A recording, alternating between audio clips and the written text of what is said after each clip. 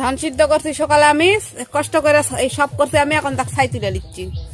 মরদ মানুষকে একটু খাটা না দিলে ওই খালি বডি বার করে ঘুরবি আর মেয়ে মানুষ পাগল করবি। ওই জন্য সুগন্ধে কাম করলি তুই ছাই তুলবি, তারপরে যে বডির কালি পড়তেছে সাবান দিয়ে গাদা পড়তেছে ওরমই করা লাগবি। ওইরমই কেন গাদা সাবান ঘুষেও গা ধুইলে সাবানটার দাম একটু উঠবি। আর এমনি এমনি প্রত্যেকদিন সাবান শ্যাম্পু ঘুষা ঘুষা গা ধুয়া কিরম করতে দেখছো আল্লাহ। ওই সাইড কার গায়ে যাচ্ছে, কার গায়ে যাচ্ছে, কার গায়ে যাচ্ছে? ধান সিদ্ধ করবো আমি, ছাই ফেলাবো আমি, ফেলাবো আমি। দেখ কেমন লাগে একাদিন কাম করছে। বাপরে খাওয়ার বেলা কেক কেক খাবি আর কামের বেলা সব পলি। এখন কেমন লাগে ছাই তুলতে? বিছরের দেওয়া না লাগলে এটুকু তো নুন। হ্যাঁ বিছরের দেওয়া লাগবে তো তুলে দিচ্ছি। আর দাদা বুঝলে গেলে ছাই তুলে তুলতে যে আসুক জায়গা মতন বুঝবনি বিলে তুলে নিবনি।